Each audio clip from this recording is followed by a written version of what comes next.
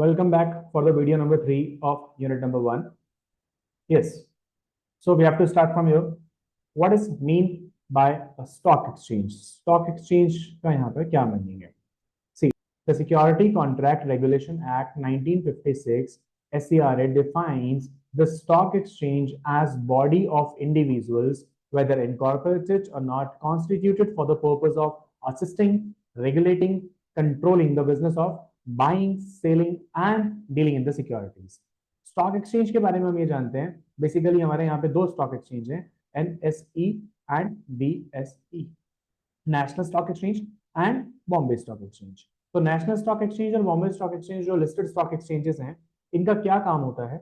ये स्पेसिफिकली बनाए गए हैं असिस्ट करने के लिए, रेगुलेट करने के लिए और कंट्रोल करने के लिए. किस चीज को? जब भी हम बाय करते हैं, सेल करते हैं या किसी भी तरीके से सिक्योरिटीज में डील करते हैं, तो उसे असिस्ट करने का काम, रेगुलेट करने का काम एज वेल एज कंट्रोल करने का काम NSE और BSE करता है, डिपेंडिंग ऑन वहां कहां हम ट्रांजेक्शंस कर रहे हैं. Okay, next, what is an equity और शेयर? सी, शेयर को लेके बड़े कंफ्यूजन होते हैं. शेयर का मीनिंग वही है जो आप जानते हो, शेयर मीन्स पार्ट, ठीक है, और कुछ नहीं है. शेयर का मतलब पार्टी होता है. Okay, now we are understanding with an example. ठीक है, ये आपको एक पिक्चर से भी कुछ क्लियर हो जाएगा कि जैसे पार्ट्स हम मिला मिला के इंक्लूड करके कंप्लीटली करते हैं. कहते हैं units of the ownership of equity ownership in a corporation is called share. थोड़ा सा और इसको एग्जांपल से समझते हैं.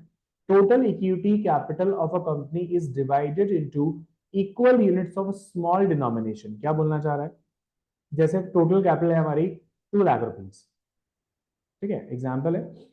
अगर हम इसे कुछ पार्ट्स में बांट दें, फॉर एग्जांपल हमने 20,000 पार्ट्स में यहाँ पे डिस्ट्रीब्यूट कर दिया, ठीक है, at the rate of 10 rupees each part,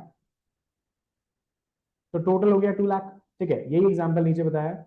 for example, a company is having a total equity capital of 2 lakh divided into 20,000 units or 20,000 parts of 10 each. Now each unit 10 rupees is called share. ये जो एक unit, एक part है, इसी को हम यहाँ पे क्या बोलने वाले हैं? Shares. Thus the company then said to have 20,000 equity shares of 10 each. The holder of such shares are the member or the owner of the company to the extent of the shareholding and having voting right. जितना shares आपके पास होंगे उसके accordingly आपके पास voting powers भी available होंगे. ठीक है, share holders are the main owners of the companies. ठीक है, okay, next slide. What is a debt instrument? Debt instrument क्या होता है? ठीक है, debt means loan, related to loan है ये. ठीक है, a tool an entity can utilize to raise capital. देखो, वैसे तो स्पेसिफिकली पैसा लाने के लिए इक्विटी भी एक पार्ट है, बट यहाँ इक्विटी की बात नहीं हो रही है. यहाँ बात कर रहे हैं हम लोन से रिलेटेड, डेट से रिलेटेड. सर हमें पैसा चाहिए, उधार लाके दे दो कहीं से. ठीक है, debt instrument represent a contract whereby one party lends money to another for predetermined terms where regards to the rates and periodicity of interest, repayment of principal amount by the borrower to the lender. इसको ऐसे भी समझ सकते हो sir, loan तो bank loan भी होता है. बैंक से अगर आपको मान लो कोई लोन लेना है, अगर आपको बैंक से लोन चाहिए 10 लाख रुपीज का, ठीक है, तो आप बैंक को अप्लाई करोगे कि सर मुझे 10 लाख रुपीज का लोन चाहिए. तो बैंक से जब आप अप्लाई करोगे 10 लाख लोन, तो वो आपसे बहुत सारी चीजें क्लियरफाई करेगा और आपको भी क्लियरफाई करेगा जो भी टर्म्स एंड कंडीशन है. फॉर एग्जाम्पल, आपको चाहिए सर रेट ऑफ इंटरेस्ट कितना लोगे, तो उन्होंने कहा कि 12% पर एनम से हम आपसे 12% पर एनम इंटरेस्ट चार्ज करेंगे.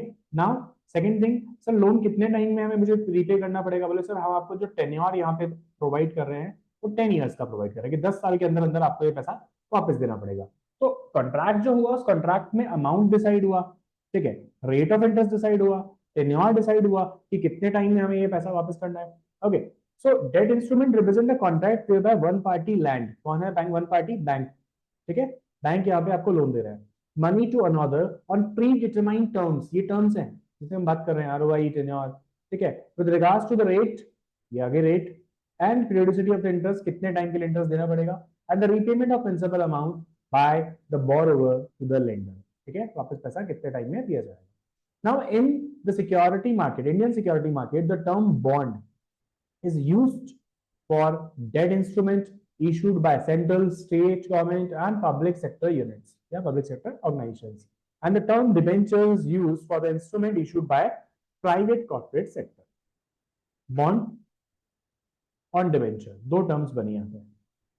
जब हम बात कर रहे हैं बॉन्ड की तो सर ये गवर्नमेंट से रिलेटेड है, और डिबेंचर सर ये हमारा कंपनी से रिलेटेड है। वेरी सिंपल, ये सब नेचर सेम है। अगर कंपनीज इशू कर रही हैं तो डिबेंचर है, और अगर गवर्नमेंट इशू कर रही है तो बॉन्ड है। नेचर विल बी सेम, दोनों ही कंडीशन में अब यहाँ पे मनी रेज किया जा रहा है in the form of loan.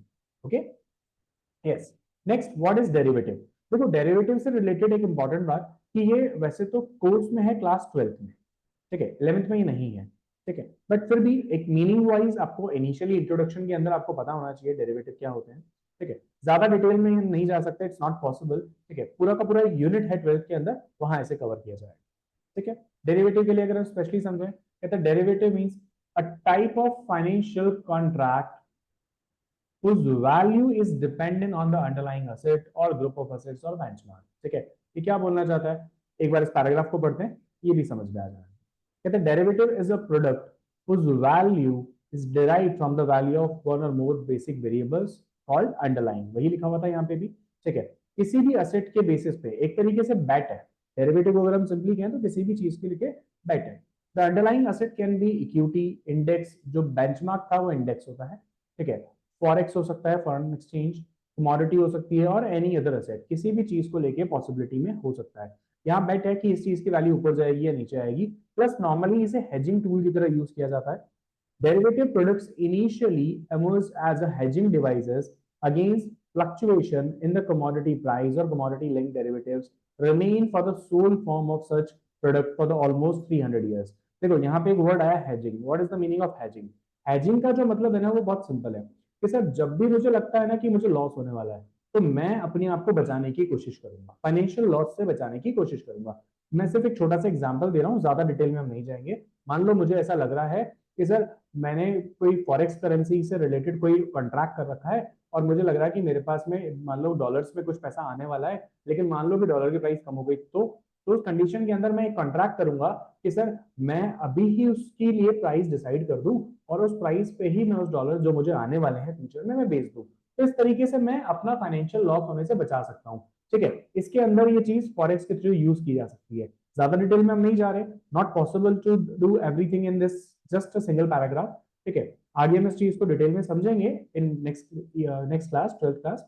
But अभी के लिए दिस इज इनफ कि चार तरीके के हमारे यहाँ पे डेरिवेटिव्स होते हैं। कौन कौन से? Future, option, forward and swap. Future option जो है ये स्टॉक एक्सचेंज पर डील होते हैं,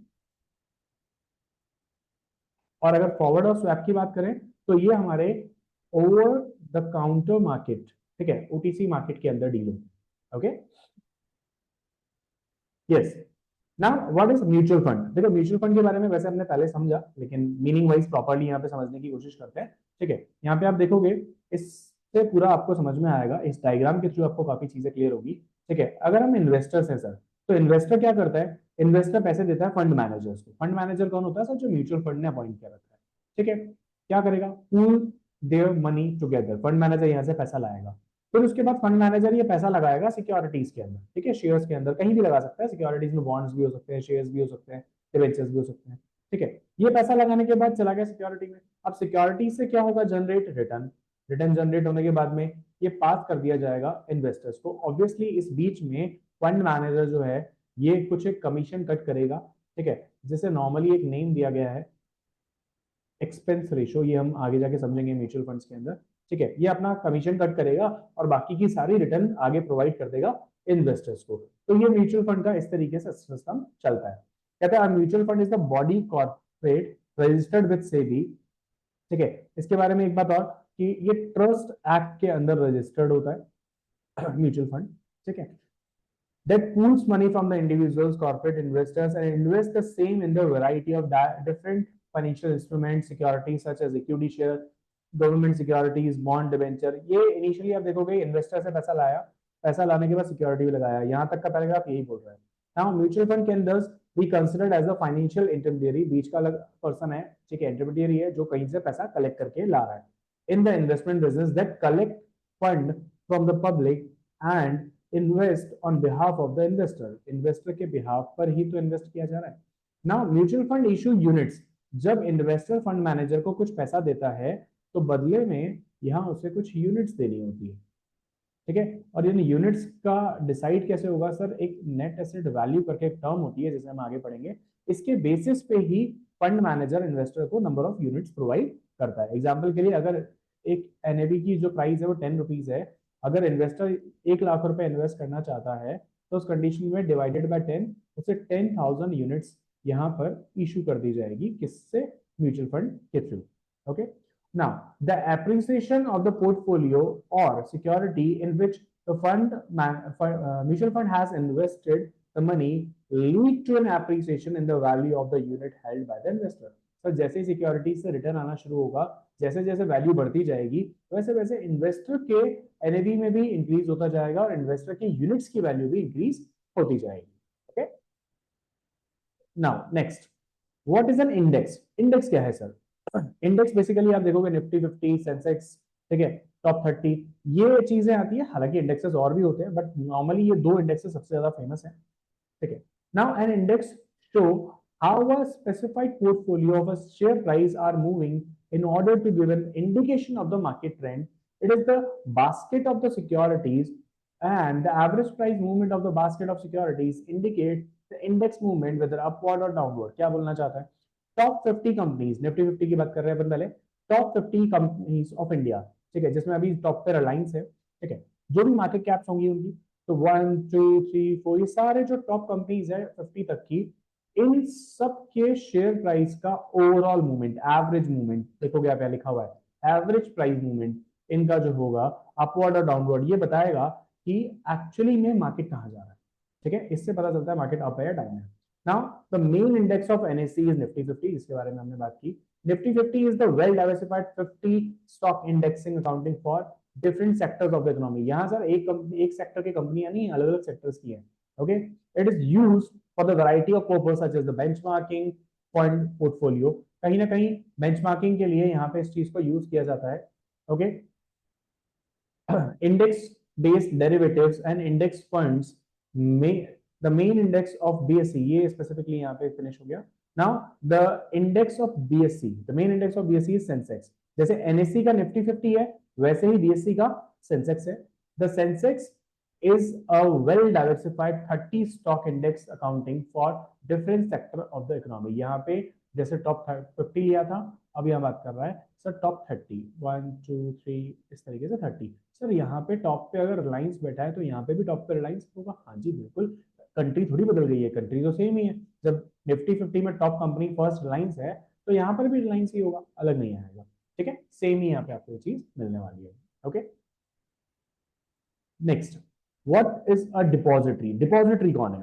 देखो पहले मैं क्लियर कर दूं तो इंडिया में दो डिपॉजिटरीज है, NSDL, CDSL, दो डिपॉजिटरीज है, ठीक है। इनका काम क्या है? जैसे बैंक का काम होता है कि सर मैं बैंक में जमा करके रखता हूं पैसे, जैसे अगर मैं कह रहा हूं मेरे पास में 1 लाख रुपए पड़े हैं तो इट मींस मेरे पास जेब में नहीं होंगे, ऑब्वियसली मैंने उसे बैंक में रख रखा होगा, ठीक है। It means I am the owner of that money but I am not the holder of that money. Holder कौन है सर? होल्डर तो बैंक है, क्योंकि पैसे फिलहाल उसके पास पड़े, मैं ले सकता हूँ जब चाहे उससे, बट मेजर रीजन ये है कि सर मैं यहाँ पर होल्डर नहीं हूं, होल्डर तो बैंक है। सिमिलरली अगर कोई मुझे ये कह रहा है कि मेरे पास तो रिलायंस के 1000 शेयर पड़े हैं या किसी भी कंपनी के 1000 शेयर्स पड़े हैं, तो इसका मतलब क्या है कि सर उसके पास 1000 शेयर इन पॉकेट है? नहीं, उसने ओनरशिप ले रखी है लेकिन होल्ड जो कर रखा है वो यहाँ डिपॉजिटरीज ने कर रखा है। कहते हैं depository is an organisation which hold securities like shares, debentures, bond, government securities, mutual fund units, etc. of the investor in electronic form at the request of the investor to a registered depository participant। So depository participant कौन है? Broker, ठीक है। तो यहाँ पे ये hold करेगा, कौन होल्ड करेगा? डिपॉजिटरी होल्ड करेगा ऑन बिहाफ ऑफ इन्वेस्टर्स, ठीक है, सिमिलरली लाइक बैंक। हाँ जी, next, what is dematerialization? Dematerialization का क्या मतलब है? देखो ये शेयर सर्टिफिकेट है, शेयर सर्टिफिकेट जो है ये फिजिकल शेयर सर्टिफिकेट है। फिजिकल शेयर सर्टिफिकेट जो है, जब शेयर्स पहले फिजिकली इशू किए जाते थे तो ये सर्टिफिकेट दिया जाता था कि ये कंपनी का नाम है, ये हम आपको यहाँ पे, ठीक है, इनकॉर्पोरेटेड इन, इतनी ऑथराइज कैपिटल है इनकी, सब चीजें करते हुए हम आपको यहाँ पे कुछ शेयर्स इशू कर रहे हैं, तो ये शेयर सर्टिफिकेट दिया जाता था, सर्टिफिकेट नंबर आता था उसमें, नंबर ऑफ शेयर्स आपको कितने दिए जा रहे हैं, एवरीथिंग, ऑल द डिटेल्स यहाँ पे आती थी, ठीक है। बट अब क्या है, आज के टाइम पे तो इलेक्ट्रॉनिक कोड भी पूरा सिस्टम चलता है। तो डीमेटलाइजेशन वो प्रोसेस है जिसमें आप फिजिकल सर्टिफिकेट्स को कन्वर्ट करवा सकते हो इक्विवेलेंट नंबर में इन इलेक्ट्रॉनिक मोड, जो कि क्रेडिट हो जाएगा इन्वेस्टर्स अकाउंट, कौन सा अकाउंट, इन्वेस्टर के डीमेट अकाउंट में, okay, with his depository participant, क्योंकि आप ब्रोकर के पास जाओगे इसके लिए, ब्रोकर ही आपकी हेल्प करने वाला है, ठीक है। यही चीज लिखी है, this is the image of the physical share certificate when this is dematerialized, जब भी हम इसे डीमेटलाइज करवाएंगे it will be converted in electronic form, the physical certificate will be destroyed, आप इसे जब दोगे तो ये डिस्ट्रॉय कर दिया जाएगा, and the number of shares held will be transfer to the beneficiary account, जिसके अकाउंट में जाना चाहिए उसके अकाउंट में इसको ट्रांसफर कर दिया जाएगा, okay. Next, what is the function of security market, sir क्या काम करते हैं, फंक्शन क्या है इनका, ओके। कहता है security market is a place where buyer and seller of the security can enter into a transaction to purchase and sell shares, bonds, debentures etcetera, ठीक है। ये कह रहा है एक मार्केट है, एक प्लेस है जहां पे जाकर आप अपने कभी भी जाओ शेयर्स खरीद सकते हो, बॉन्ड्स खरीद सकते हो, डिबेंचर्स खरीद सकते हो, या फिर इनको बेच सकते हो कभी भी, मतलब इन वर्किंग आवर्स ऑब्वियसली, ठीक है। Further, it performs an important role of enabling corporate entrepreneurs to raise resources for their companies and business ventures to the public issue. देखो यहाँ पे सिंपल सिंपल बात कही जा रही है कि सर अगर आप ऑन्टरप्रेन्योर हो, अगर आप कॉर्पोरेट हो, आप कंपनी हो, आपको पैसा चाहिए, तो आप पब्लिक इशू के थ्रू आप जा सकते हो, किस कहां से, इस मार्केट के थ्रू आप जाके, जैसे एक प्राइमरी मार्केट का नाम आपने सुना है, प्राइमरी मार्केट में होता है इनिशियल पब्लिक ऑफर, तो इनिशियल पब्लिक ऑफर आईपीओ निकाल के कॉर्पोरेट एंटरप्रेन्योर्स पैसा रेज कर सकते हैं पब्लिक से, हालांकि इसमें पब्लिक के अलावा भी और भी लोग होते हैं, बट पब्लिक के थ्रू पैसा रेज करने का जो तरीका है वो आईपीओ ही है, ठीक है। तो आईपीओ के थ्रू मनी रेज करने के लिए आपको कहां जाना पड़ेगा, सर ये प्लेस पे, कहां, सिक्योरिटी मार्केट पे, ठीक है। सिक्योरिटी मार्केट के भी कौन से टाइप में, प्राइमरी मार्केट, हाँ जी, प्राइमरी मार्केट क्या होता है इसे भी हम पढ़ेंगे नेक्स्ट यूनिट में। Transfer of resources from those having ideal resources, investors के पास में जो आइडियली एक्स्ट्रा पैसा पड़ा है, जिसे हम कह सकते हैं सर एक्स्ट्रा सेविंग, जो यूज नहीं आ रही, जैसे फ्यूचर के लिए इन्वेस्ट किया जा सकता है, ठीक है, to others who had a need for them is more efficiently achieved through the security market। फिर से पढ़ते हैं इसको, कहते हैं ट्रांसफर ऑफ रिसोर्सेज, रिसोर्सेज को ट्रांसफर किया जा रहा है, कैसे ट्रांसफर किया जा रहा है, सर जिनके पास में एक्स्ट्रा पैसा पड़ा है उससे ट्रांसफर किया जा रहा है, जिनको नीड है उनके पास में, ठीक है। बदले में क्या होगा, जिनको नीड है उनको पैसा मिल गया, वो काम करना शुरू करेंगे मोर एफिशिएंटली, ज्यादा अच्छे से अचीव करेंगे गोल्स, ठीक है। तो जो बदले में उनको प्रॉफिट मिलेगा, वो प्रॉफिट जिसने यहाँ पैसा लगाया था उसको भी मिलेगा, okay. Stated formally, security market provide channel for the reallocation of saving to the investment and entrepreneurship, saving are linked to the investments by the variety of intermediaries through a range of financial product called securities। क्या बोल रही है, savings जो है यहाँ पे linked हैं to an investment, a variety of intermediary, variety of intermediary यहाँ पे ब्रोकर्स की बात कर रहा है, through a range of financial product called security, ठीक है। यहाँ पे कहीं ना कहीं ब्रोकर्स के थ्रू आप परचेज करोगे फाइनेंशियल प्रोडक्ट, क्या, सिक्योरिटीज, और सिक्योरिटीज परचेज करके आपका अमाउंट हो जाएगा इन्वेस्ट, ठीक है। अब सिक्योरिटीज में क्या क्या चीजें आती हैं, तो उसमें आते हैं shares, bonds and debentures, government securities, derivative products and unit of mutual funds. वैसे बेसिकली ये सारी चीजें आप और आपको आइडिया है कि क्या क्या चीजें हैं इसमें, ठीक है। मेजरली इन चीजों को आपने, सबको तो नहीं, कुछ प्रोडक्ट्स को आपने कहीं ना कहीं बीएसटी के अंदर भी पढ़ा है, ओके।